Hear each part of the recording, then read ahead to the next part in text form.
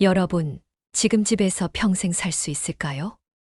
대부분은 그럴 것 같다라고 생각하지만 현실은 다릅니다. 원치 않는 순간에 이사를 맞는 분들이 훨씬 많거든요. 67세 김순자 씨도 그랬습니다. 남편이 갑자기 쓰러진 뒤 5층 집은 순식간에 계단 지옥이 됐죠.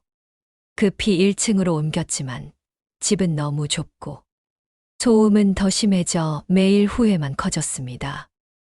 이런 사연 낯설지 않으시죠? 좁은 집에서 부부 싸움이 잦아지고 병원 앞이라 밤마다 앰뷸런스 소리에 뒤척이고 며느리 눈치에 스트레스가 쌓여 우울해지고 결국 떠밀리듯 이사합니다. 그런데 꼭 그래야 할까요? 떠밀린 이사가 아니라 내가 고르는 마지막 집으로 바꿀 수 있습니다. 오늘 지혜의 정원에서는 내가 직접 선택해서 마지막까지 행복하게 살 수 있는 집을 찾는 방법을 알려드릴게요. 좋은 집 고르는 4가지 방법과 나한테 딱 맞는 집 찾는 비법을 알려드립니다. 김순자 씨도 이 기준대로 엘리베이터 있는 복지관 도보권 아파트로 옮겼어. 남편 건강은 안정됐고 관리비만 월 30만 원 줄였어요. 이 영상을 끝까지 보시면 나이 들어 살기 좋은 곳에서 건강도 지키고 돈도 절약하면서 더 행복하게 살 수 있게 됩니다. 오늘 영상이 도움이 되셨다면 구독과 좋아요 눌러주시고 댓글로 여러분의 노후 주거 고민도 들려주세요. 그럼 먼저 충격적인 현실부터 말씀드릴게요. 여러 조사 결과를 보면 60세 이후 평균 2~3번 이사한다고 나와 있습니다. 그런데 이 중에서 계획적으로 준비한 이사는 단 27%에 불과해요. 나머지 73%는 모두 어쩔 수 없이 급하게 이사한 거예요. 왜 이런 일이 생길까요? 크게 3가지 이유가 있습니다. 첫 번째, 건강 문제입니다. 계단 오르내리기가 힘들어지거나 배우자가 갑자기 쓰러지면서 돌봄이 필요해지는 경우가 가장 많아요. 두 번째, 경제적 부담입니다. 은퇴 후 소득이 줄어드는데 큰 집 관리비는 그대로니까 감당하기 어려워지는 거죠. 세 번째, 외로움과 고립감입니다. 자녀들이 독립하고 나면 넓은 집에서 둘만 지내기가 생각보다 외로워요. 그런데 문제는 급하게 이사하면서 많은 분들이 큰 착각을 한다는 거예요. 오늘 이 3가지 착각만 피해도 절반은 성공한 거라고 보시면 됩니다. 집은 작을수록 좋다고 생각하시죠?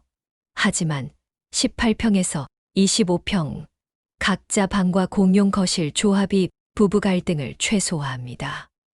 많은 분들이 관리 편하다고 해서 무작정 작은 집으로 이사 가세요. 하지만 이게 정말 큰 실수입니다. 실제로 15평 원룸으로 이사간 박영수 씨 부부를 만나봤는데요. 남편은 거실에서 TV 보고 싶고 부인은 부엌에서 요리하고 싶은데 서로 부딪혀서 매일 싸웠대요. 결국 6개월 만에 더 큰 집으로 다시 이사 갔습니다. 전문가들은 최소한 18평은 되어야 한다고 말해요. 부부가 각자 혼자 있을 공간이 있어야 스트레스 받지 않거든요. 체크 질문 하나 드릴게요. 지금 집에서 각자 30분 혼자 쉴 공간이 있나요? 그리고 병원 근처가 가장 안전하다고 생각하시죠? 하지만 복지관이나 공원 도보권이 일상 치료에 더 도움됩니다. 병원 가기 편하다고 대학병원 바로 앞으로 이사 가시는 분들 많으세요. 그런데 이것도 큰 착각입니다. 한국건강관리협회 조사에 따르면 병원 근처 거주자들이 오히려 우울증 발생률이 높다고 나와 있어요. 매일 아픈 사람들만 보고 밤마다 앰뷸런스 소리 들으면서 살면 기분이 우울해지는 거죠. 차라리 공원이나 복지관 근처가 훨씬 좋습니다. 규칙적으로 산책하고 운동하는 게 병원 다니는 것보다 건강에 더 도움이 되거든요. 체크 질문 또 하나 하겠습니다. 집 문 나서 15분 안에 복지관이나 공원이 있나요? 마지막으로 자녀와 함께 살아야 서로 돌본다고 생각하시죠. 하지만 생활권 인접, 도보 5분에서 10분이 가족 관계를 지킵니다. 요즘 많은 부모님들이 자녀 집 근처나 아예 같은 집으로 이사 가려고 하세요. 그런데 이게 정말 좋은 선택일까요? 실제로 며느리와 함께 사는 김옥분 씨는 손자 교육 방식도 다르고 생활 패턴도 달라서 서로 눈치 보느라 스트레스가 엄청나다고 하시더라고요. 전문가들은 같은 동네나 걸어서 10분 정도 거리가 가장 좋다고 말합니다. 평소엔 독립적으로 살다가 필요할 때만 만나는 거죠. 마지막 체크 질문입니다. 자녀와 엘리베이터 안 타고도 만날 수 있나요? 이 세 가지만 피해도 여러분의 노후 이사는 절반 이상 성공한 겁니다. 그럼 이제 정말 좋은 집은 어떻게 찾아야 하는지 알려드릴게요. 마지막 집을 고를 때 반드시 확인해야 하는 4가지 기준입니다. 이 4가지만 제대로 체크하면 여러분은 절대 후회하지 않을 거예요.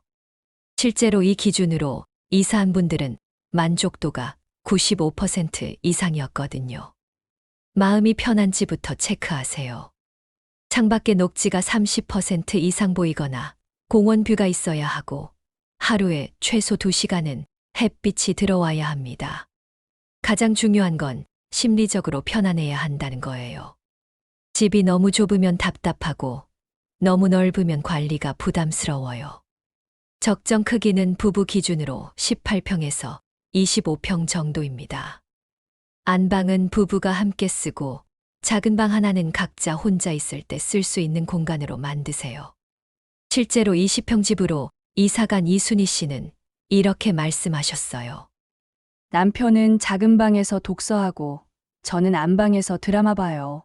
서로 방해 안 되니까 부부싸움이 확 줄었어요. 그리고 창문으로 보이는 풍경도 중요해요. 매일 보는 풍경이 우울하면 기분까지 우울해지거든요. 가능하면 나무나 공원이 보이는 곳을 선택하세요. 다음은 몸이 편한지 확인하세요. 엘리베이터는 필수고 문턱은 2cm 이하, 병원까지는 차로 10분 이내여야 합니다. 나이 들수록 몸이 불편해지는 건 당연한 일이에요. 그래서 집을 고를 때 몸의 편의성을 꼭 생각해야 합니다. 가장 중요한 건 엘리베이터예요. 지금은 계단 오르내리기 괜찮아도 5년, 10년 후에는 어떨지 모르거든요. 반드시 엘리베이터가 있는 곳으로 가세요. 그리고 병원까지의 거리도 중요해요. 택시로 10분 이내에 종합병원이나 큰 병원이 있어야 합니다. 응급 상황에서는 10분이 정말 중요하거든요. 바닥도 체크해 보세요. 문턱이 높거나 계단이 많으면 나중에 휠체어나 워커 사용할 때 불편해요. 가능하면 평평하고 미끄럽지 않은 바닥이 좋습니다. 그리고 사람과 만날 수 있는지 보세요. 복지관이나 경로당, 문화센터까지 걸어서 15분, 그리고 단지 커뮤니티가 활발하게 운영되는 곳이어야 합니다. 노후에 가장 무서운 게 외로움이에요. 아무리 좋은 집에 살아도 사람과의 만남이 없으면 우울해집니다. 그래서 복지관이나 경로당이 걸어서 갈 수 있는 거리에 있어야 해요. 걸어서 15분 이내가 좋습니다. 매일 나가서 사람들과 만나고 활동할 수 있거든요. 단지 내에 커뮤니티, 시설이 있는지도 확인해 보세요. 피트니스 센터나 독서실, 카페 같은 곳이 있으면 이웃들과 자연스럽게 만날 수 있어요. 실제로 단지 내 커뮤니티 센터가 잘 되어 있는 곳으로 이사간 최정남 씨는 이렇게 말씀하셨어요. 여기 와서 친구가 30명도 넘게 생겼어요. 매일 만날 사람이 있으니까 우울할 틈이 없어요. 대중교통도 중요해요. 지하철역이나 버스 정류장이 가까워야 자녀들한테 가기도 쉽고 병원이나 쇼핑센터 가기도 편하거든요. 마지막으로 돈 문제는 괜찮은지 체크하세요. 관리비는 주수입의 15% 이하로 하고 나중에 팔기 쉬운 역세권이나 수요층이 넓은 평형을 선택하세요. 아무리 좋은 집이라도 경제적으로 부담되면 안 됩니다. 그리고 나중에 팔기도 쉬워야 해요. 관리비부터 확인해 보세요. 요즘 아파트 관리비가 평균 평당 2만 원 정도인데 20평질이면 월 40만 원 정도 나와요. 여기에 전기세, 가스비까지 더하면 월 60만 원 정도 생각하세요. 그리고 이게 정말 중요한데 나중에 팔기 쉬운 집인지 확인해야 해요. 여러분이 나이 더 들어서 요양원 들어가거나 자녀 집으로 가야 할 때 집을 팔아야 할 수도 있거든요. 역세권이거나 학군이 좋거나 재개발 예정 지역인 곳이 나중에 팔기 쉬워요. 조금 비싸더라도 이런 곳을 선택하는 게 장기적으로 유리합니다. 마지막으로 전세나 월세보다는 매매를 추천해요. 나이 들수록 임대 구하기가 어려워지거든요. 그리고 집값이 오르면 자산도 늘어나니까 일석이조죠. 이 네 가지 기준을 모두 만족하는 집을 찾기는 쉽지 않아요. 하지만 최소한 세 가지는 만족하는 곳으로 가세요. 그럼 분명히 만족하실 거예요. 그럼 이제 가장 많이 고민되는 부분을 해결해 드릴게요. 결론부터 말씀드리면 아파트는 실패 확률이 가장 낮고 초보 노후 이사에는 1순위입니다. 전원주택은 자연 충전 효과는 높지만 교통과 응급 상황 리스크가 있어요. 운전을 계속할 수 있고 커뮤니티 대안이 있을 때만 고려하세요. 실버타운은 돌봄과 프로그램은 우수하지만 자유도와 비용 면에서 이슈가 있어요. 돌봄을 최우선으로 하고 예산이 충분한 분들에게 맞습니다. 먼저 도시 아파트부터 볼까요? 도시 아파트는 가장 안전한 선택이에요. 실패할 확률이 가장 낮거든요. 장점이 정말 많아요. 교통이 편리하고 병원이나 마트 같은 생활시설이 가까워요.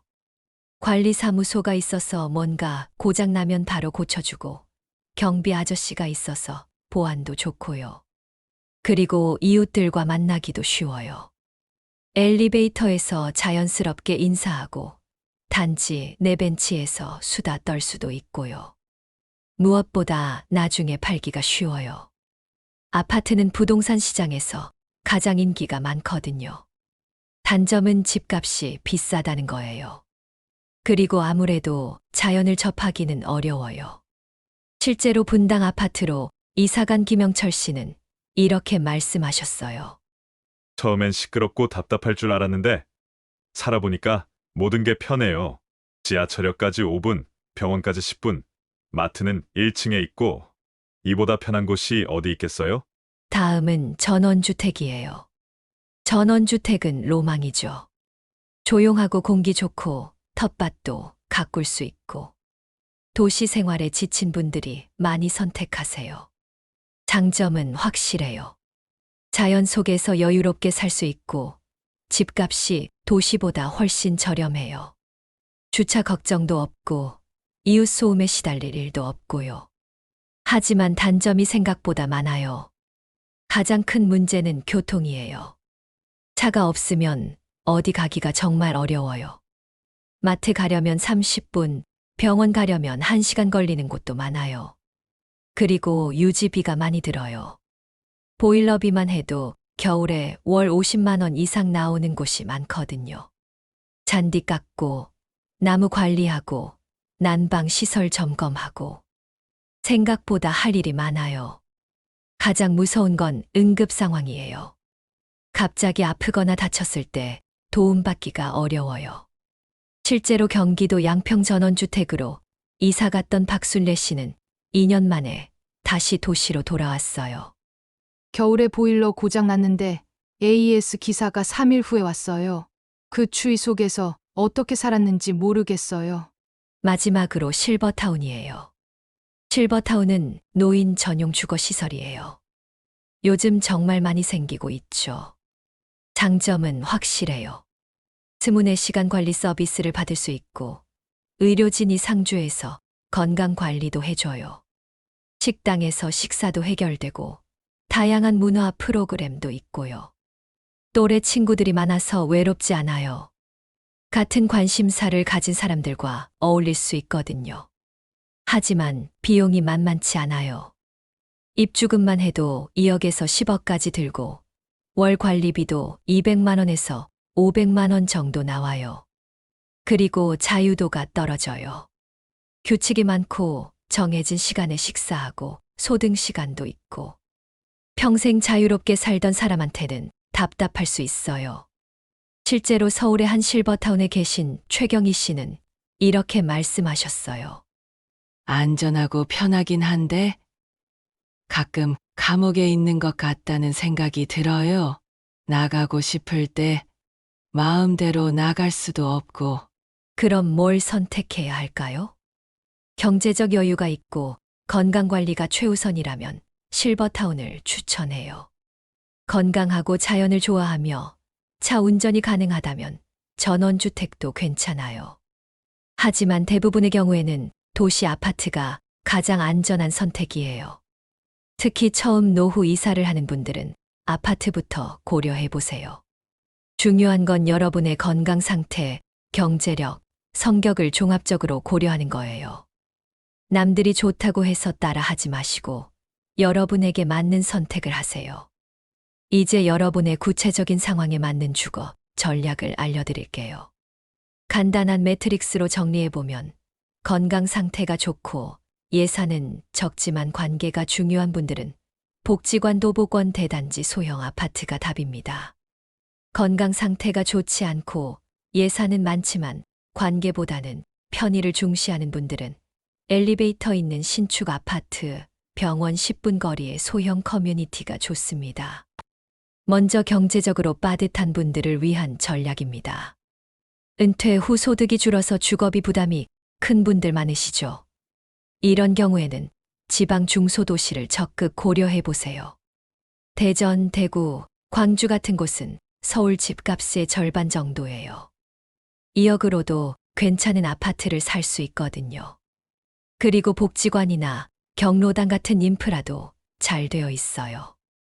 실제로 서울에서 대전으로 이사간 조순돌 씨는 이렇게 말씀하셨어요. 서울집 팔고 여기 와서 1억 5천만 원짜리 집 사고 나머지 돈으로 생활비 보태니까 여유가 생겼어요. 복지관에서 운동도 하고 친구들도 사귀었어요. 지방으로 가기 어렵다면 서울 외곽 지역을 보세요. 노원구, 도봉구, 강북구 같은 곳은 집값이 상대적으로 저렴하면서도 지하철로 시내 접근이 쉬워요. 중요한 건 복지관까지 걸어서 갈 수 있는 거리여야 한다는 거예요. 돈이 없어도 건강하고 외롭지 않게 살 수 있거든요. 다음은 건강이 걱정되는 분들을 위한 전략입니다. 이미 무릎이 아프거나 혈압, 당뇨 같은 만성질환이 있는 분들은 의료 접근성을 최우선으로 생각해야 해요. 층수는 2층에서 5층 사이가 좋아요. 1층은 습하고 보안이 걱정되고 너무 높으면 정전될 때 위험하거든요. 반드시 엘리베이터가 있는 곳으로 가세요. 그리고 종합병원까지 택시로 10분 이내인 곳을 선택하세요. 응급 상황에서는 시간이 생명이거든요. 바닥도 중요해요. 문턱이 높거나 계단이 많으면 나중에 휠체어나 지팡이 사용할 때 불편해요. 현관부터 집 안까지 평평한 곳을 선택하세요. 실제로 당뇨를 앓고 있는 김말순 씨는 보건소 근처 아파트로 이사했어요. 매주 보건소에서 혈당 체크받고 운동 프로그램도 참여해요. 병원비가 월 20만 원에서 5만 원으로 줄었어요. 외로움이 걱정되는 분들을 위한 전략도 있어요. 배우자를 잃었거나 자녀들이 모두 멀리 사는 분들은 사회적 관계를 만들 수 있는 곳으로 가야 해요. 단지 내 경로당이나 커뮤니티 센터가 활발하게 운영되는 곳을 선택하세요. 입주 전에 미리 가서 분위기를 확인해 보는 것도 좋아요. 복지관도 중요해요. 걸어서 15분 이내에 있어야 하고 다양한 프로그램을 운영하는 곳이 좋아요. 노래교실, 댄스교실, 요가, 서예 같은 취미 활동을 통해 친구를 만들 수 있거든요. 대단지 아파트도 추천해요. 사람이 많으니까 또래 친구를 찾기 쉽고 다양한 동호회 활동도 있어요. 실제로 남편을 잃고 혼자 사는 박복순 씨는 1000세대 아파트 단지로 이사했어요. 경로당에서 친구 20명을 사귀었어요. 매일 만날 사람이 있으니까 우울할 틈이 없어요. 활동적인 성향의 분들을 위한 전략은 조금 달라요. 취미나 여행을 좋아하고 아직 건강하며 활발한 분들은 교통이 편리한 곳을 선택하세요. 지하철역이나 고속버스 터미널이 가까운 곳이 좋아요. 문화센터, 백화점, 영화관 같은 문화시설도 가까워야 하고요. 신도시 지역도 좋은 선택이에요. 판교, 분당, 일산 같은 곳은 문화 인프라가 잘 되어 있고 다양한 연령대가 섞여 살아서 활기차거든요. 다만 이런 곳은 집값이 비싸니까 경제적 여유가 있을 때만 선택하세요. 마지막으로 미래 돌봄을 대비하는 분들을 위한 전략입니다. 지금은 건강하더라도 10년, 20년 후를 생각해서 준비하는 분들이 있어요. 정말 현명한 선택이죠. 이런 경우에는 요양원이나 요양병원이 많은 지역을 선택하세요. 나중에 도움이 필요할 때 선택지가 많거든요. 그리고 방문 요양 서비스가 잘 되어 있는 곳도 중요해요. 집에서도 전문적인 돌봄을 받을 수 있거든요. 자녀들이 오기 쉬운 곳도 고려하세요. 지하철역이나 고속도로 접근이 쉬운 곳이면 자녀들이 부담 없이 올 수 있어요. 무엇보다 나중에 팔기 쉬운 입지를 선택하세요. 역세권이나 학군 좋은 곳, 재개발 예정 지역이면 자산 가치도 유지되고 처분도 쉬워요. 실제로 미래를 대비해서 이사한 최경순 씨는 이렇게 말씀하셨어요. 지금은 건강하지만 나중을 생각해서 지하철역 근처로 왔어요. 요양원도 많고 딸이 오기도 편해요. 미리 준비하니까 마음이 편해요. 여러분은 어떤 상황인가요? 나에게 맞는 전략을 찾아서 차근차근 준비해 보세요. 마지막으로 혼자 사시는 분들을 위한 특별한 조언입니다. 3가지 안전망만 만들어 두세요. 관계망부터 만드세요. 이웃 1명, 경비 아저씨, 복지관 담당자, 이렇게 3명의 이름과 번호를 꼭 저장해 두세요. 혼자 살면 가장 무서운 게 응급 상황이죠. 갑자기 쓰러지거나 다쳤을 때 누가 알아줄까요? 첫 번째로 이웃과 친해지세요. 특히 같은 층에 사는 분들과는 꼭 인사하고 지내세요. 안녕하세요. 한마디가 생명을 구할 수도 있어요. 경비실하고도 친해지세요. 매일 같은 시간에 산책 나가면서 경비 아저씨한테 인사드리고 며칠 안 보이면 확인해달라고 부탁드려도 좋아요. 실제로 혼자 사는 한영자 씨는 매일 아침 7시에 복지관에 나가요. 만약 나타나지 않으면 복지관 직원이 집으로 확인 전화를 드리기로 했대요. 이런 약속 덕분에 마음이 든든해요. 그 다음 응급망을 준비하세요. 목걸이형 SOS 기기, 휴대폰 긴급 설정, 그리고 매일 아침 누군가와 인사하는 규칙을 만드세요. 응급벨도 꼭 설치하세요. 요즘은 목에 걸고 다니는 응급벨도 있어요. 버튼 하나만 누르면 119나 가족에게 바로 연결되거든요. 스마트폰 응급 기능도 활용하세요. 전원 버튼을 여러 번 누르면 자동으로 응급 연락처에 문자가 가는 기능이 있어요. 마지막으로 생활망을 구축하세요. 반찬 배달, 세탁 서비스, 방문 간호 중에서 최소 1개는 월정액으로 구독하세요. 혼자 살면 건강관리를 소홀히 하기 쉬워요. 아프면 병원 가기도 귀찮고 약 먹는 것도 까먹고요. 정기검진은 꼭 받으세요. 6개월에 한 번씩 종합검진을 받고 혈압이나 혈당 같은 건 매달 체크하세요. 동네 의원과 친해지는 것도 좋아요. 단골 의사 선생님이 있으면 건강 상태를 꾸준히 관리받을 수 있거든요. 약 복용도 체계적으로 관리하세요.